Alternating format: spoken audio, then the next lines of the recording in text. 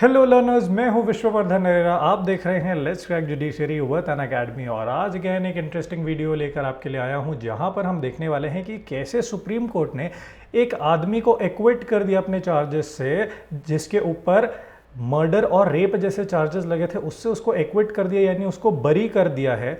जबकि पिछले 9-10 साल से ये केस ऑलरेडी जो लोअर कोर्ट से वहाँ पे चला था, यहाँ तक कि जो हाई कोर्ट है, हाई कोर्ट तक ने बोल दिया था कि जो फांसी की सज़ा मिल रही है वो बिल्कुल ठीक है और फांसी तक जाना चाहिए आदमी। लेकिन अब सुप्रीम कोर्ट ने उस सज़ा को चेंज कर दिया, ओवरटर्न कर दिया और उसको एक्विट कर दिया है सारे चार्जेस से। तो देखेंगे कि इसी के बारे में कि वजह क्या है। देखिए, जनरली होता क्या है कि रेप और मर्डर के जो चार्जेस होते हैं ना, बहुत ज़्यादा हीनियस क्राइम होते हैं। इसके लिए क्या है कि जो डिफेंडेंट है या रिस्पोंडेंट है, जिसने वो किया है, जो आरोपी है, जो परपिट्रेटर है, उसको फांसी तक की सज़ा मिल जाती है। तो यहाँ पे भी इस केस में उस इंसान को, उस परपिट्रेटर को फांसी की सज़ा मिल गई थी।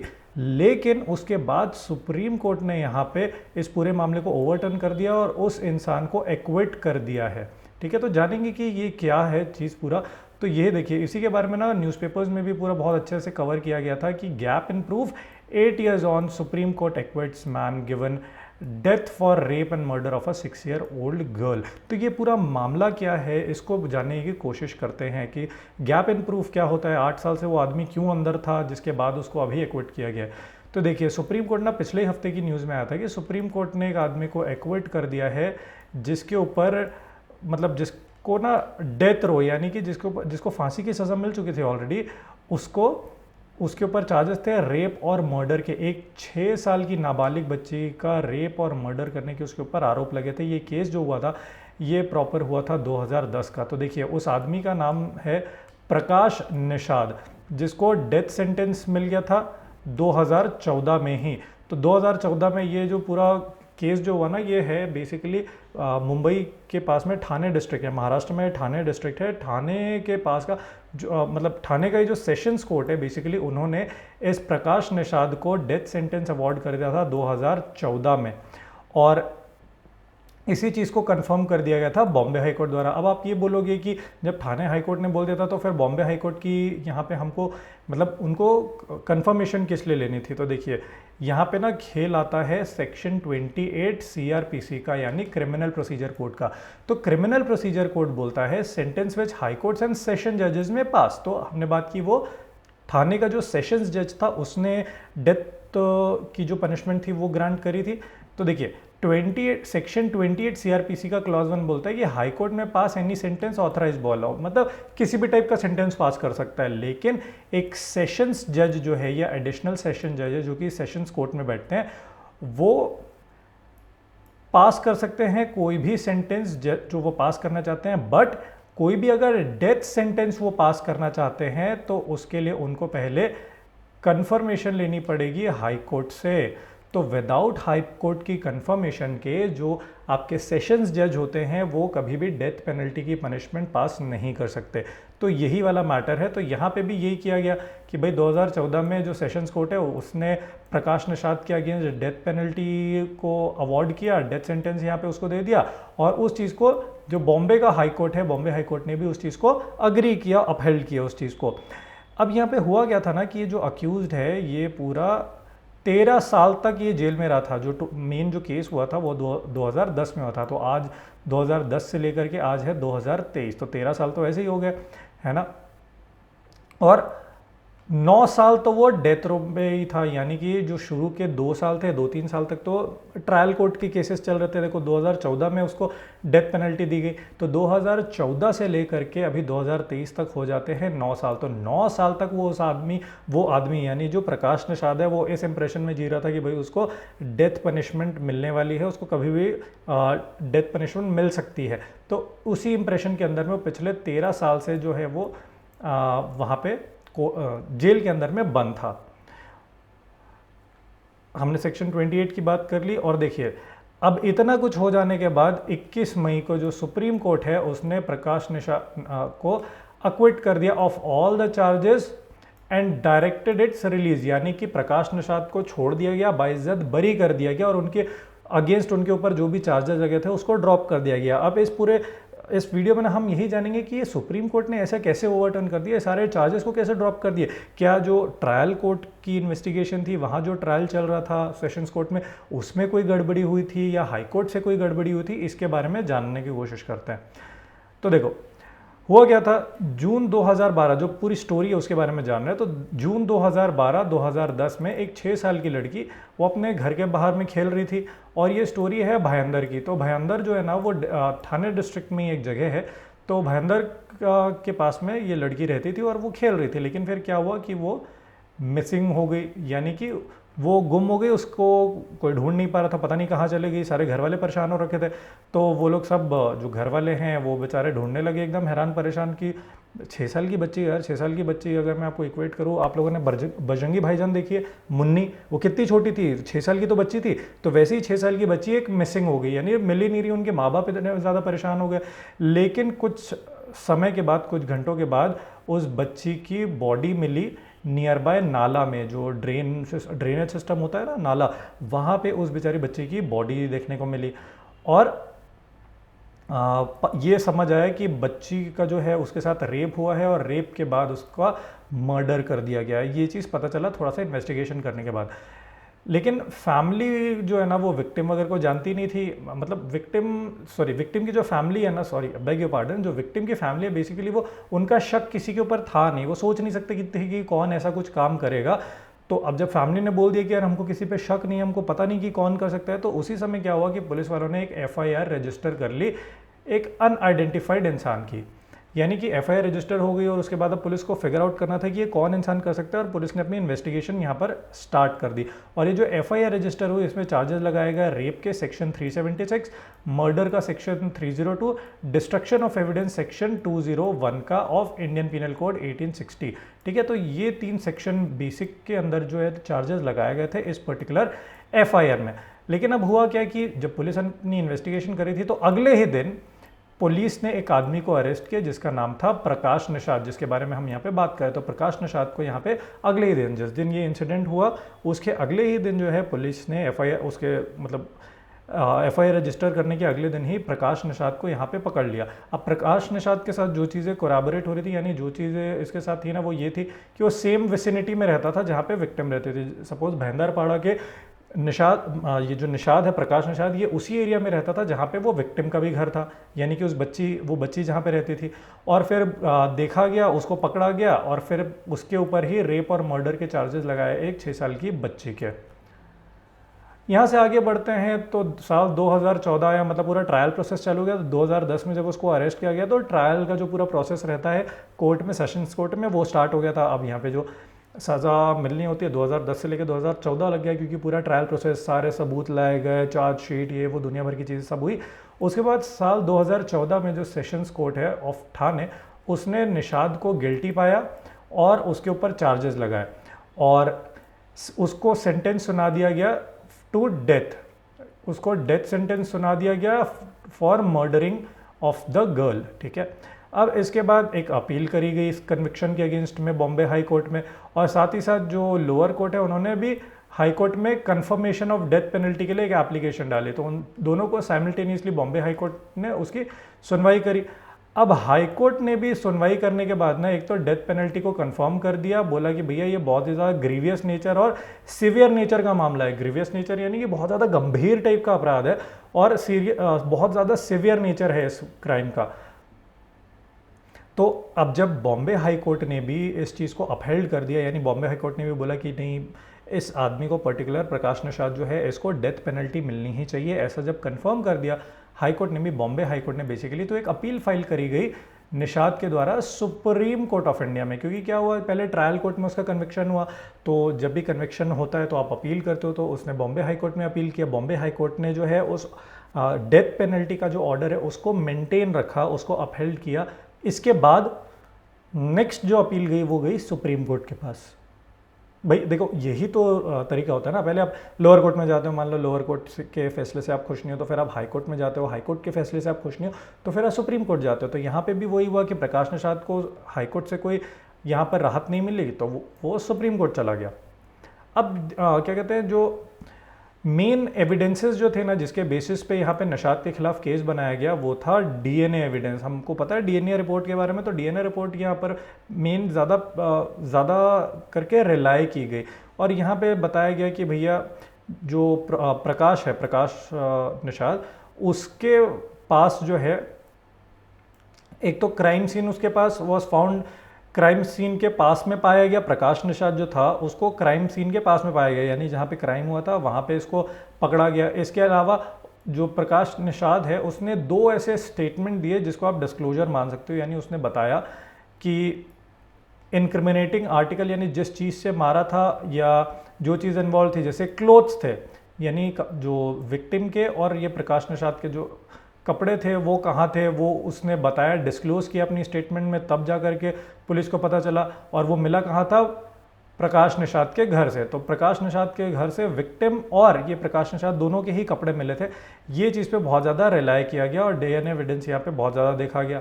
ठीक है, नेक्स्ट जो डीएनए रिपोर्ट पे रिलाई किया गया ना, तो उसमें बोला गया कि भाई विक्टिम का जो ब्लड था, यानी वो जो 6 साल की बच्ची मरी थी, उसके जो ब्लड के स्टेन है वो प्रकाश राज की जो वेस्ट होती है, जो बनियान पहनते हैं, उस पे पाया गया था। साथ ही साथ ये बोला गया कि जो सीमेन का सैंपल लिया गया, क्योंकि बताया गया था ना कि बेचारे बच्चे के साथ रेप हुआ था, तो रेप के टाइम में जो सीमेन सैंपल लिया गया वो भी जो है वो इसके डीएनए से मैच कर गया। प्रकाश निषाद के डीएनए से यहाँ पे वो सीमेन सैंपल भी मैच कर गया।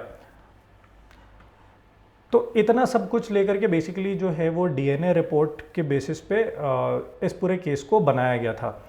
अब यहाँ पे क्या हुआ कि अब देखते हैं सुप्रीम कोर्ट में जब अपील गई तो सुप्रीम कोर्ट ने क्या बोला। तो ये जो पूरा अपील की सुनवाई कर रहे थे, ये बेंच ऑफ 3 जजेस कर रहे थे, यानी justice BR Gavai, Vikram Nath and Sanjay Karol. और इन लोगों ने जब केस की सुनवाई करी, अपील में जब केस आया, केस की सुनवाई करी, तो ऑन दी ऑनसेट ही इनको बहुत सारी इरेगुलरिटी और इलीगैलिटीज़ यहाँ पे देखने को मिल गई। इरेगुलरिटीज़ यानी कि कोई बहुत सारी चीज़ें समय पे नहीं हुई थी, बहुत ज़्यादा टाइम लिया गया, और इलीगैलिटी यानी बहुत सारे काम यहाँ पे इलीगल तरीके से किए गए थे, जो काम ऐसे हुए थे जो लीगल नहीं थे। तो ये सारी चीज़ों को यहाँ पर सुप्रीम कोर्ट ने हाईलाइट किया, और ये इलीगैलिटीज़ हो रही थी on the part of agency examining the case, यानी कि जो एजेंसी यहाँ पर पुलिस जो थी, जो इसको एग्जामिन कर रही थी, पूरे केस को इन्वेस्टिगेट कर रही थी, उनके ऊपर ये सुप्रीम कोर्ट ने बोला कि यार आपके जो ये पूरी इन्वेस्टिगेशन आप किया ना, सबसे पहले तो इतनी सारी इरेगुलरिटीज हमको दिख रही है और इतनी इलीगैलिटीज दिख रही है, ऐसा जो सुप्रीम कोर्ट है उसकी बेंच ने कहा था। तो देखिए, ये है जस्टिस BR गवई, ये है विक्रम नाथ और ये है संजय करोल। तो ये तीनों जजेस की बेंच बैठी थी जिन्होंने ये पूरे मैटर को डिसाइड किया। उसके सबसे पहली चीज़ तो सुप्रीम कोर्ट का सस्पेशन जो हुआ, सुप्रीम कोर्ट ने सबसे पहली चीज़ जो एग्जामिन की वो थी स्टेटमेंट ऑफ द अक्यूज से। स्टेटमेंट ऑफ द अक्यूज यानी देखो, ये पूरा जो केस था ना, ये बेस्ड था सर्कमस्टेंशियल एविडेंस। तो देखिए, सर्कमस्टेंशियल एविडेंस क्या होता है, एक बहुत इंपॉर्टेंट जानने वाली चीज़। जब भी क्या होता है कि आपके पास कोई विटनेस नहीं है जो टेस्टिफाई कर सके, जो बता सके कि एक्चुअल क्या होता, सीसीटीवी फुटेज भी नहीं है, कोई और सामने आ भी नहीं रहा है बताने के लिए कि क्या होता, जब ऐसे मौके रहते हैं ना, तो उस समय आप सर्कमस्टेंशियल एविडेंसेस पे बहुत ज़्यादा फोकस करते हो। सर्कमस्टेंशियल एविडेंस यानी कि उस समय पे सर्कमस्टेंस क्या थे। जैसे फॉर एग्जांपल अगर मैं आपको दूं, मान लीजिए कि किसी एक लड़की का मर्डर हो गया घर में, ठीक है, किसी ने मर्डर होते हुए नहीं देखा, लेकिन लास्ट ये देखा गया था कि उसके घर में कोई लड़का घुस रहा था, मे बी शायद जो उसका हस्बैंड था, बस इतना देखा गया था, और उसके बाद डायरेक्ट जो है वो न्यूज़ ये देखने को मिली कि वो लड़की का मर्डर हो गया, लड़की मर गई है। तो यहाँ पे कहीं ना कहीं आप हालात और सिचुएशन को देखते हुए ये बोल सकते हो कि मे भी शायद ऐसा हो सकता है कि उस लड़के ने, जो उसका हस्बैंड था लड़की का, उसने मर्डर किया हो। तो ये जो होता है ना, ये सर्कमस्टेंशियल एविडेंसेस होते हैं कि भैया जब ऐसा काम हुआ, ऑल्दो किसी ने देखा नहीं, लेकिन आसपास क्या हो रहा था, सिचुएशन क्या थी, ये सारी चीज़ों के बेसिस पे आप सर्कमस्टेंशियल एविडेंसेस पे अपने केसेस को बेस करते हो। और ये जो प्रेजेंट केस हम जिसकी बात कर रहे हैं ना, ये भी सर्कमस्टेंशियल एविडेंस के ऊपर पूरा का पूरा बेस था। तो सुप्रीम कोर्ट ने बोला कि देखो, पूरा तो सर्कमस्टेंशियल एविडेंस पे बेस्ड है, जहाँ पे कोई विटनेस वगैरह तो था नहीं जिसने देखा हो इस क्राइम को पूरा होते हुए, और उसके बाद ही सबसे पहले तो ये फॉल्ट कि भाई एक विटनेस कोई भी है नहीं इसमें, आपने पूरे इसको सर्कमस्टेंशियल एविडेंस पे बेस कर दिया, और इसी के बेसिस पे प्रकाश के ऊपर आपने चार्जेस लेके आए, मतलब प्रकाश को कन्विक्ट कर दिया यहाँ पे, और बोला कि ये जो पूरा केस है ना, ये बेस किया गया है प्रकाश के कन्फेशनल स्टेटमेंट पे। अब कन्फेशनल स्टेटमेंट क्या होता है, मान लो कि पुलिस ने स्टेटमेंट को रिकॉर्ड किया, तो CRPC का सेक्शन 161 है जिसके अंडर दिया हुआ है कि भैया एक आदमी, मतलब जो भी अक्यूज्ड है, जो भी कन्विक्ट है, तो उसका स्टेटमेंट जो है पुलिस रिकॉर्ड कर सकती है। तो इसी के बारे में बात की हुई है। तो जो वो स्टेटमेंट उसने दी थी प्रकाश निषाद ने पुलिस के सामने, तो उस स्टेटमेंट पे पूरा बेस करके आप ये केस लेकर के आए हो। कोई आपके पास बहुत ज़्यादा पुख्ता सबूत नहीं है कि प्रकाश निषाद के खिलाफ जो आपको एविडेंस मिल जाए, सबूत मिल जाए, जिसके बेसिस पे आप इस केस को फॉर्मुलेट कर रहे हो, ठीक है। उसके बाद कोर्ट ने ये बोला फर्दर कि प्रकाश का जो स्टेटमेंट है वो मराठी में रिकॉर्ड हुआ है। अब भाई ठाणे महाराष्ट्र, वहाँ पे मराठी ज़्यादा चलती है, तो वहाँ पे जो ये निषाद का स्टेटमेंट रिकॉर्ड किया गया था वो मराठी लैंग्वेज में किया गया था, ठीक है, without the investigating officer ever reading or explaining its content to him in his language. यानी जो प्रकाश निषाद था, अब वो बेचारा हिंदी बोलने वाला आदमी, ठीक है, अब उसकी जब स्टेटमेंट रिकॉर्ड कर रहे हो तो आप मराठी में रिकॉर्ड कर रहे हो, ठीक है। अब क्या रिकॉर्ड हुआ मराठी में, क्या रिकॉर्ड नहीं हुआ, ये तो प्रकाश निषाद को कभी पता ही नहीं। और जो प्रकाश निषाद ने बोला, क्या वही चीज़ एक्चुअल रिकॉर्ड हुई है, क्योंकि अब उसको पढ़ के भी नहीं बताया पुलिस वाले, तो प्रकाश निषाद को पता ही नहीं, वो बेचारा शांत रह गया ऐसे ही। तो सुप्रीम कोर्ट ने यही बोला कि यार देखो, सबसे पहली बात तो जो प्रकाश निषाद ने आपको स्टेटमेंट दी होगी वो दी हुई है हिंदी में, और आपने उसको रिकॉर्ड किया मराठी में, यानी इन्वेस्टिगेटिंग ऑफिसर जो है उसने रिकॉर्ड किया उसको मराठी में। और रिकॉर्ड करने के बाद ये बोल करके, क्या होता है ना कि जब भी ऐसे स्टेटमेंट रिकॉर्ड होती है तो जो अक्यूज्ड है उसको सुनाना पड़ता है कि बेटा देख, तूने ये चीज़ बोली है, ठीक है। तो वैसा बोल करके बताया भी नहीं गया, दोबारा सुनाया भी नहीं गया। तो सुप्रीम कोर्ट ने ये चीज़ बोला, भाई एक तो लैंग्वेज उसकी हिंदी है, आप मराठी में रिकॉर्ड कर रहे हो, उसके बाद उसको पढ़ के बता भी नहीं रहे हो कि क्या लिखा हुआ है, ठीक है। तो ये एक यहाँ पे थोड़ी इरेगुलरिटी देखने को मिले सुप्रीम कोर्ट को। और फर्दर सुप्रीम कोर्ट ने बोला कि certainty in absence as to correctness of the statement as made, यानी कि जो भी ये स्टेटमेंट रिकॉर्ड हुई है उसकी करेक्टनेस कितनी है, सर्टेनिटी क्या है, उसके ऊपर भी एक सवाल उठ जाता है, ठीक है। क्योंकि ये जो स्टेटमेंट है किसने रिकॉर्ड करी थी, ये पुलिस ने रिकॉर्ड करी थी। अब देखिए होता क्या है कि हम ना बहुत सारी मूवीज़ में भी ये देखते आए हैं, और जनरल प्रोविजन भी है लॉ का कि अगर पुलिस के सामने आप कोई स्टेटमेंट दे रहे हो ना, तो वो सबसे पहले कोर्ट के सामने एडमिसिबल ही नहीं होती है, ठीक है। और लेकिन अगर वो स्टेटमेंट अगर मैजिस्ट्रेट के सामने आप दे रहे हो, मैजिस्ट्रेट की मौजूदगी में दे रहे हो, टेस्टिफाई कर रहे हो उस चीज़ को, तब फिर उसको आप एडमिसिबल मान सकते हो। लेकिन यहाँ पे जो पूरा केस बेस किया गया ना, ये पुलिस के रिकॉर्डेड स्टेटमेंट पे ही बेस किया गया है, ठीक है। तो यहाँ पे एक बहुत ज़्यादा दिक्कत वाली बात आ जाती है कि भाई पुलिस के रिकॉर्डेड स्टेटमेंट पे आपने पूरा केस एक जो है फाइल कर दिया और उस पर सज़ा भी दिलवा ली।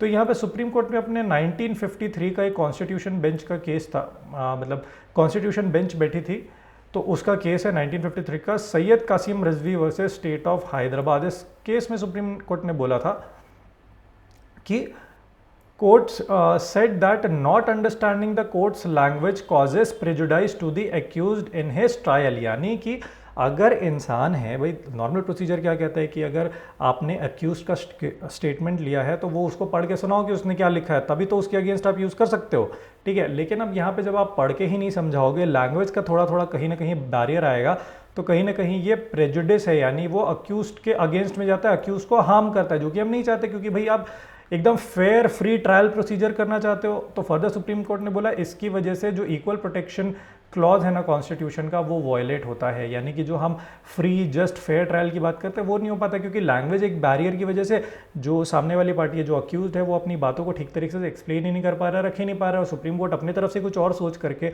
अगर यहाँ पे जो अक्यूज्ड है उसको सज़ा सुना दे तो वो भी ठीक नहीं है, ऐसा सुप्रीम कोर्ट ने बोला। इसके बाद सुप्रीम कोर्ट ने बोला कि यार देखो, फर्दर भी ना बहुत सारी चीज़ ऐसी है जिसके बारे में तो हमको क्लैरिटी ही नहीं है। किस चीज़ की क्लैरिटी? अभी तक हम लोगों ने इरेगुलरिटीज़ देख ली कि भाई जो स्टेटमेंट रिकॉर्ड हुआ सब पुलिस के रिकॉर्ड स्टेटमेंट के बेसिस पे जो है वो एक केस फाइल कर दिया गया। दूसरा चीज़, जो स्टेटमेंट रिकॉर्ड हुई वो आपने पढ़ के सुनाई भी नहीं अक्यूज्ड को। इसके अलावा जो पहली इरेगुलरिटी वो थी कि भाई सर्कमस्टेंशियल एविडेंस के ऊपर बेस्ड है, ठीक है, आपके पास कोई एविडेंस नहीं है, कोई विटनेस नहीं है जो बोल सके कि हाँ ऐसा भी कुछ हुआ था या उसने करते हुए देखा हो। आगे बात करते कि बहुत सारी चीज़ों को लेके क्लैरिटी भी नहीं है इस केस में। क्लैरिटी यानी कि देखिए कि अक्यूज्ड को इन्होंने आइडेंटिफाई कैसे किया कि यही है, मतलब जो हमने शुरू में देखा था कि जब ट्रायल कोर्ट में केस चल रहा था, जैसे जिस दिन रिपोर्ट हुआ था 12 जून 2010 को ये मैटर रिपोर्ट हुआ था, अगले ही दिन पुलिस जा करके यहाँ पर प्रकाश निषाद को अरेस्ट कर लेती है, सिर्फ इसलिए क्योंकि वो सेम एरिया में रहता है। तो यहाँ पे आपने उसको आइडेंटिफाई कैसे किया, आपको ऐसा क्या एविडेंस मिला जिसके बेसिस पे आप प्रकाश निषाद को ही अरेस्ट कर पाए और कोई नहीं था उसकी जगह? तो ये भी एक बहुत बड़ा सवाल है कि आपने आइडेंटिफाई कैसे किया कि वो अक्यूज्ड जिसको पकड़ा गया प्रकाश निषाद को, उसी ने ये पूरा जो जुर्म है वो किया है। उसके बाद नेक्स्ट क्वेश्चन ये था कि nobody had witnessed him and the victim together, यानी कि किसी ने भी, कोई भी विटनेस ने, कोई भी गवाह ऐसा नहीं आपको मिला जो ये बोल सके कि जो विक्टिम है और विक्टिम यानी वो 6 साल की बच्ची और जो अक्यूज्ड है वो दोनों साथ साथ में किसी को दिखे थे, है ना भाई। एक होता है कि अगर आप कोई विटनेस ये बता दे कि नहीं भाई मैंने उन दोनों को साथ में जाते तो देखा था, तो आप ये गैदर कर सकते हो कि हाँ मैं भी शायद उसी ने किया हो। लेकिन कोई ऐसा आपको विटनेस भी नहीं मिल रहा है, कोई गवाह नहीं है आपके पास जो ये बोल सके कि मैंने वो 6 साल की बच्ची को जो विक्टिम है उसको और जो अक्यूज्ड आदमी है प्रकाश निषाद उन दोनों को साथ में देखा था कि भाई पहला फुसला के ले जा रहा था या और कुछ ऐसा भी कुछ ऐसा एविडेंस आप नहीं लेकर के आए हो। ठीक है, नेक्स्ट बोले कि आपने पुलिस ने बोला कि ये सारा जो हमने अरेस्ट किया है ना वो किया है बेस्ड ऑन सर्टन इनपुट्स के। अब ये इनपुट कहाँ से आया, किसने ये इनपुट दिया और इसके ऊपर ये रिलाय क्यों कर रहे हैं, ठीक है, ये सारे के बारे में कोई रेवलेशन यहाँ पर जो इन्वेस्टिगेटिंग एजेंसी है उन्होंने कोर्ट को नहीं दिया। भाई देखो एक बात होती है ना, बोलते हैं कि हमको सूत्रों के हवाले से खबर मिली। अरे भैया सूत्रों के हवाले से खबर मिली लेकिन कोर्ट ऑफ लॉ सिर्फ सूत्र से नहीं सेटिस्फाइड रहता, आपको बताना पड़ेगा कि एक्चुअली आपको किसके थ्रू जो है वो खबर मिली थी और वो कितनी रिलायबल है। ठीक है, तो ये सारी चीजें जो है वो कोर्ट में कभी भी फर्निश नहीं की गई। इसके अलावा और ग्लेरिंग मिस्टेक्स जो यहाँ पर सुप्रीम कोर्ट ने पॉइंट आउट करी, वो बोली कि भाई there was no evidence to show the incriminating article recovered from Prakash resident which was owned nor exclusively possessed by him. यानी कि यहाँ पे सुप्रीम कोर्ट ने एक पॉइंट और पकड़ा और ये बोला कि जो पुलिस है, जो इन्वेस्टिगेटिंग एजेंसी है, उन्होंने बोल दिया कि भाई जो आर्टिकल्स है इनक्रिमिनेटिंग आर्टिकल्स, यानी कि वो 6 साल की बच्ची से रिलेटेड जो उसके कपड़े थे और निषाद के खून में सने हुए कपड़े वगैरह सब वो प्रकाश निषाद के घर से पाए गए। लेकिन प्रकाश निषाद अगर वो घर में मान लो रहता ही नहीं था, क्योंकि वो घर जो है वो प्रकाश निषाद का था ही नहीं, वो कोई और ओन करता था, उसके ओनर कोई और थे और उसका पोजेशन भी उसके पास नहीं था, प्रकाश निषाद के पास पोजेशन भी नहीं था कि वो वहाँ पे रह रहा हो। तो फिर आपको उस घर से वो इनक्रिमिनेटिंग आर्टिकल्स मिल कैसे गए? ठीक है, नेक्स्ट यहाँ पर जो है वो सुप्रीम कोर्ट ने बोला कि इन्वेस्टिगेटिंग ऑफिसर बाद में, मतलब जब केस चल रहा था ट्रायल कोर्ट में ही था, तो बाद में ये बोला था कि जो घर है वो खुद, मतलब जो इन्वेस्टिगेटिंग ऑफिसर उन्होंने खुद ही ट्रायल के टाइम में ये चीज़ एडमिट करी कि जो घर है ना वो कोई और लोग ओन करते, वो प्रकाश निषाद का घर नहीं है जहाँ से इनक्रिमिनेटिंग आर्टिकल मिले थे, कोई और 2 लोग वहाँ के ओनर थे। तो जब कोई 2 लोग ओनर थे तो उसका एग्जामिनेशन होना चाहिए था, जो कि अगेन यहाँ पे एग्जामिनेशन नहीं किया गया। ये भी एक बड़ी विडंबना वाली बात थी यहाँ पर सुप्रीम कोर्ट ने जो पॉइंट आउट करी। इसके अलावा सुप्रीम कोर्ट ने एक और चीज़ पे पॉइंट आउट किया। सुप्रीम कोर्ट ने बोला कि search at the accused home was conducted on June 13, 2010, यानी 2010 के जून 13 तारीख को, यानी 12 तारीख को, 10 तारीख को इंसिडेंट, 12 तारीख को इंसिडेंट हुआ, 13 तारीख को उसके अक्यूज के घर में जो है सर्च कंडक्ट करी गई और उस समय तो कोई भी इनक्रिमिनेटिंग आर्टिकल वगैरह नहीं मिले, यानी कि वो ना तो लड़की के कपड़े मिले, ना तो खून से सना हुआ जो अक्यूज है उसकी बनियान वगैरह मिली, ऐसा कुछ भी नहीं मिला जब आपने 13 जून को 2010 को सर्च वगैरह किया उसके घर पे। ठीक है, लेकिन जो दूसरी सर्च की गई बाय न्यू इन्वेस्टिगेटिंग ऑफिसर, जो पुराना इन्वेस्टिगेटिंग ऑफिसर था, इसमें 2 बार इन्वेस्टिगेटिंग ऑफिसर भी चेंज हो गए, ये भी एक देखने वाली बात। पहला जो इन्वेस्टिगेटिंग ऑफिसर था उसने जब सर्च कंडक्ट करी तो वहाँ पे उसको कुछ नहीं मिला, लेकिन जब दूसरे इन्वेस्टिगेटिंग ऑफिसर ने सर्च कंडक्ट करी तो उसको वहाँ पे जो है वो शॉर्ट्स और ब्लड स्टेन वेस्ट, जो खून से सनी हुई बनियान और बच्ची के शॉर्ट्स वगैरह ये सब मिल गए। तो ये कैसे हो सकता है? मतलब जस्ट 13 तारीख को पहली सर्च हुई तब कुछ नहीं मिला, लेकिन जून 16, 2010 को जब सर्च हुई तो सब कुछ मिल गया। अब सुप्रीम कोर्ट का ये बोलना था कि भाई अगर पहली इन्वेस्टिगेशन में थॉरो सर्च कंडक्ट कर ली गई थी, यानी बहुत अच्छे तरीके से जांच पड़ताल कर ली गई थी पहली ही सर्च में, तो फिर एक घर, एक रूम जो कि 8.5 बाय 6.5 फीट का है, बस बहुत छोटा सा रूम है, तो उसमें आपको पहले सर्च करने में कुछ नहीं मिला लेकिन बाद के सर्च करने में मिल गया। यहाँ पे थोड़ी डिस्क्रिपेंसी देखने को मिलती है, यार इतना छोटा सा कमरा है और उसमें आप पहली बार सर्च करोगे आपको कुछ मिला ही नहीं, ये कैसे हो सकता है, लेकिन दूसरी बार आप सर्च करोगे तो आपको मिल गया। तो यहाँ पे कुछ ना गड़बड़ यहाँ पे दिखती है, ऐसा सुप्रीम कोर्ट को लगा, क्योंकि वही छोटा सा रूम में पहली बार में आपको कोई आर्टिकल नहीं मिल रहा है लेकिन दूसरी बार में आपको आर्टिकल मिल जा रहा है। ये थोड़ी सोचने वाली बात हो जाती है, जो पॉइंट आउट करती है कि कुछ ना कुछ इलीगैलिटीज रही हैं, कुछ इरेगुलरिटीज रही हैं। तो इसी चीज़ को यहाँ पे सुप्रीम कोर्ट ने अगेन पॉइंट आउट किया और सुप्रीम कोर्ट ने ये बोला सर्कमस्टेंशियल एविडेंस को लेकर के कि सर्कमस्टेंशियल एविडेंस जो है ना वेल सेटल्ड है 1984 के रूलिंग में, जो कि है शरद बिरदीचंद साडा वर्सेस स्टेट ऑफ महाराष्ट्र का। ठीक है, ये बहुत इंपॉर्टेंट केस है। तो ये पूरा जो ये वाला जो केस हुआ इसमें बोलता है should be of a definite tendency and unerringly pointing towards the guilt of the accused. यानी कि देखो सर्कमस्टेंशियल एविडेंस जो होता है ना, मतलब जब आप रिलाय करते हो कि यार मेरे को सर्कमस्टेंशियल एविडेंस के ऊपर रिलाय करके ही पूरा केस को बनाना है, तो यहाँ पे होता क्या है, सर्कमस्टेंशियल एविडेंस का मतलब होता है कि भाई आप देखते हो कि सिचुएशन क्या था, क्या क्या इवेंट्स हो रहे थे, उसके बेसिस पे आप सर्कमस्टेंशियल एविडेंस बनाते हो। यानी आप कड़ी से कड़ी जोड़ते चलते हो कि हाँ इसके बाद क्या हुआ था, इसके बाद क्या हुआ था, इसके बाद क्या हुआ था। और सर्कमस्टेंशियल एविडेंस आप कब रिलाई करते हो, जब कोई विटनेस नहीं है, कोई सीसीटीवी फुटेज नहीं है, किसी ने एक्ट यानी क्राइम होते हुए नहीं दिखा है, उस समय आप सर्कमस्टेंसेस को जोड़ते कड़ी जोड़ते चलते हो कि हाँ हाँ हाँ क्या क्या हुआ होगा। ठीक है, एक के बाद एक क्या चीज़ें हुई होगी।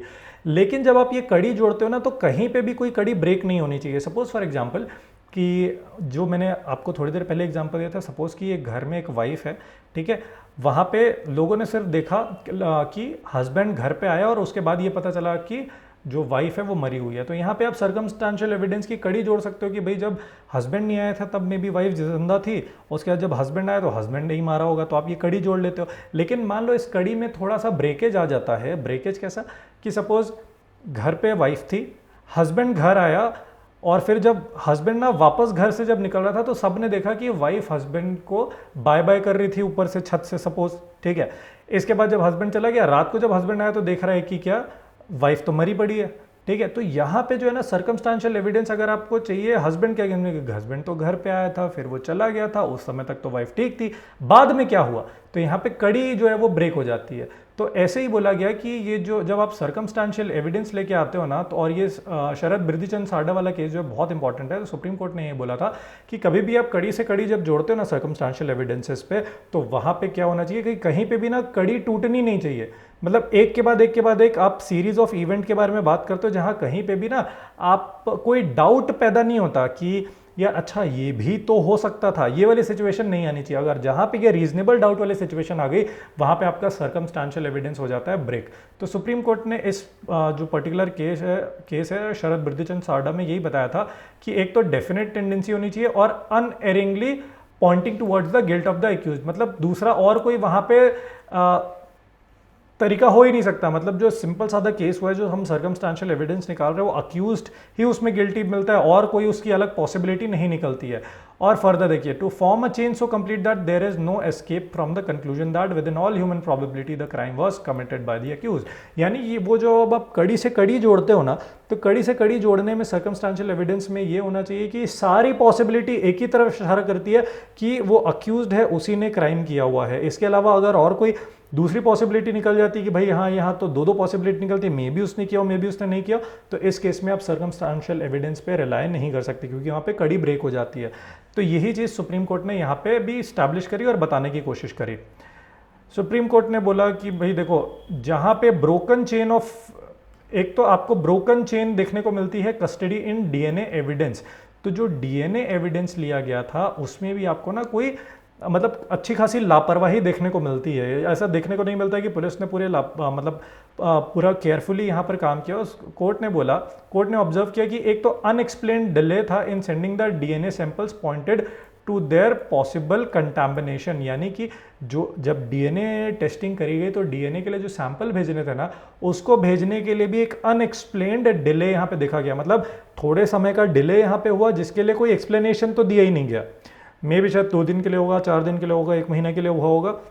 तो डीएनए सैंपल जब कलेक्ट किया गया उसके बाद से टेस्टिंग में भेजने तक के लिए एक अनएक्सप्लेन डिले था, यानी वो बीच में बहुत दिनों तक नहीं भेजा गया, लेकिन उसके लिए कोई एक्सप्लेनेशन नहीं दिया गया। इसी को अनएक्सप्लेन डिले यहाँ बताया गया कि सुप्रीम कोर्ट ने बोल रहा है कि एक अनएक्सप्लेन डिले था, जिसकी वजह से क्या हो सकता है, पॉसिबल कंटामिनेशन हो सकता था। यानी कि भाई अगर आपने आज सैंपल कलेक्ट कर लिया, 2-4 दिन तक आप भेज ही नहीं रहे हो, कोई रीज़न भी नहीं दे रहे हो, तो यहाँ पे ना स्ट्रॉन्ग चांसेस हैं कि वो डीएनए के साथ छेड़छाड़ करी गई, डीएनए सैंपल के साथ कुछ कंटामिनेशन हो गया हो, ये चीज़ हो सकती है।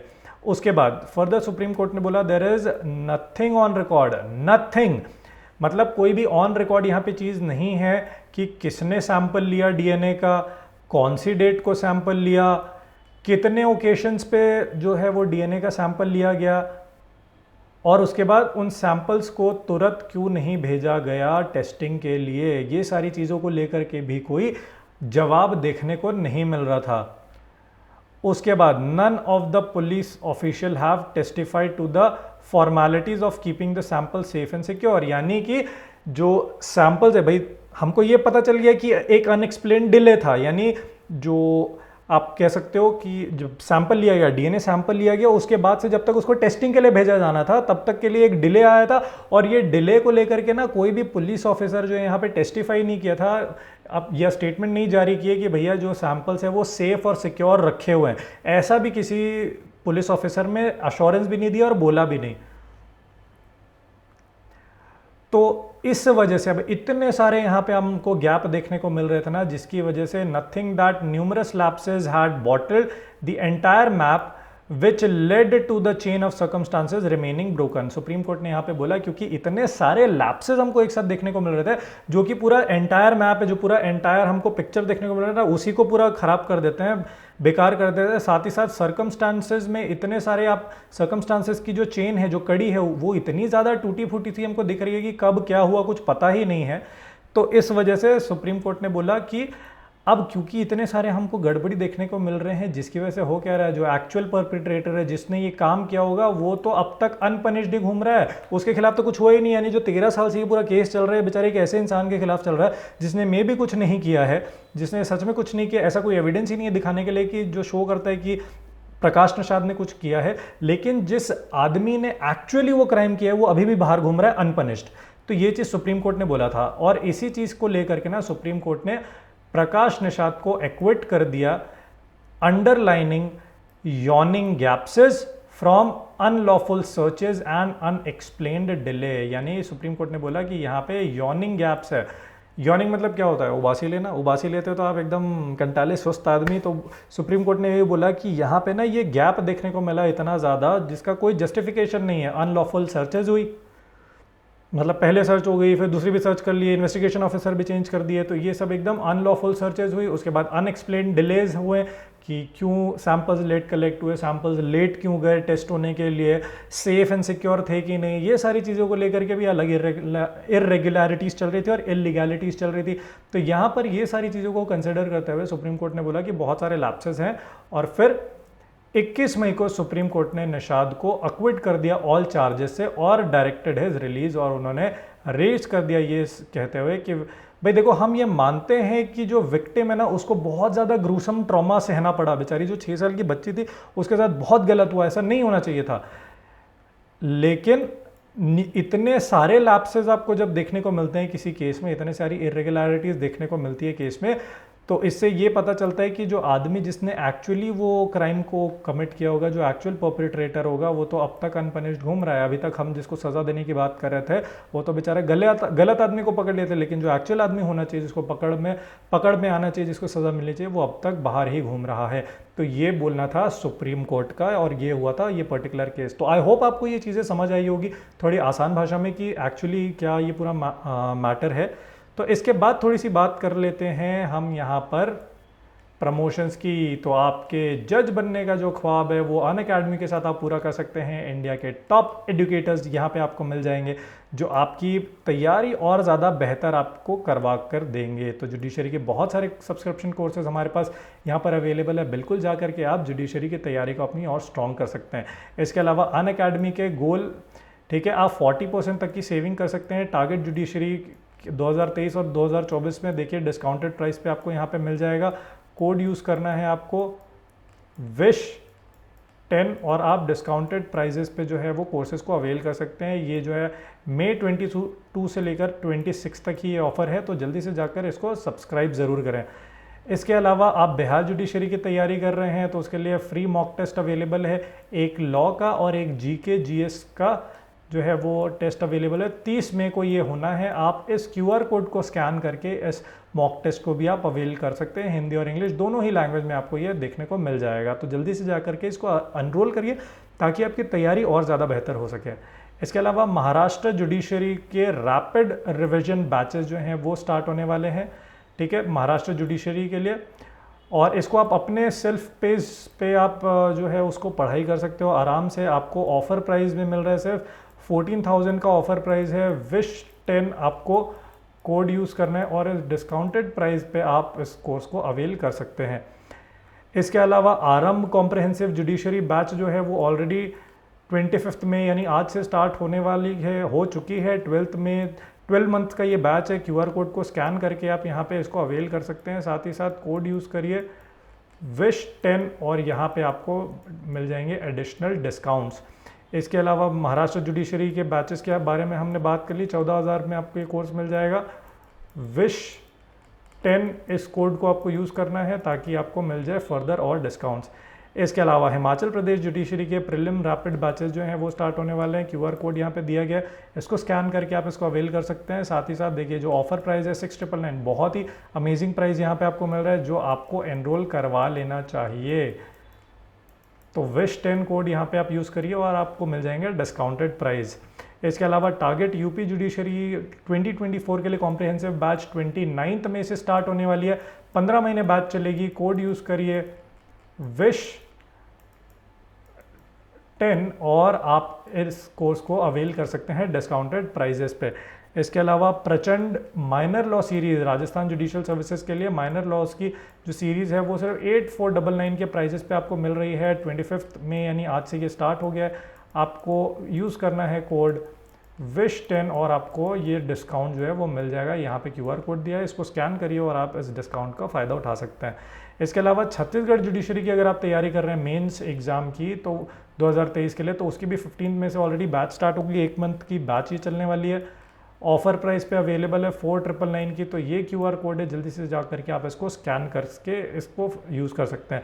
इसके अलावा linking regular batches 2.0 for all judiciary exam जो है वो 4th में से ऑलरेडी स्टार्ट हो गई है। 12 महीने बैच चलनी है, इसको भी आप जा करके सब्सक्राइब ज़रूर करिए। इसके अलावा GS का जो महापैक है ये आप लोगों के लिए अवेलेबल है सारे स्टेट जुडिशरी एग्जाम्स के लिए। सिर्फ 7,999 पे आपको यूज़ करना है कोड विश 10 और आप इस स्पेशल डिस्काउंट का फ़ायदा उठा सकते हो। इसके अलावा जुडिशरी की बैच विद अनिल सर जो है कॉम्प्रहेंसिव बैच वो स्टार्ट होने वाली है। अनिल खन्ना सर 5 जून से ये बैच स्टार्ट होगी। 14 महीने ये बैच चलेगी। कोड यूज़ करना है आपको विश 10 और आपको यहाँ पे डिस्काउंटेड रेट्स पे इस बैच को ज्वाइन करने का मौका मिल सकता है। इसके अलावा बिहार जुडिशरी के सिमुलेटेड मॉक टेस्ट जो है वो होने वाले हैं। पहले हम बात कर चुके हैं, एक लॉ और एक जीके का टेस्ट यहाँ पे होने वाला है। QR कोड को स्कैन कर लीजिए और आप इसको अटेम्प्ट कर पाएंगे, यूज़ कर पाएंगे। सिर्फ 499 का यहाँ पे प्राइस है। आपको यूज़ करना है कोड विश 10 और आपको ये डिस्काउंट का फ़ायदा मिल जाएगा। इसके अलावा अनअकैडमी की जो है वो ऑफलाइन क्लासेस चंडीगढ़ में स्टार्ट हो रही है, तो वहाँ पे आप इस कोड को यूज़ करके विश 10 को आप यूज़ करके जो है वो सीट्स बुक कर सकते हैं। तो आपको डिस्काउंटेड रेट्स पे यहाँ पे सीट्स बुक करने का मौका मिल जाएगा। और ये है QR कोड जिसको आप स्कैन कर लीजिए। 5 जून से जो है वो बैचेस स्टार्ट भी हो जाएंगी।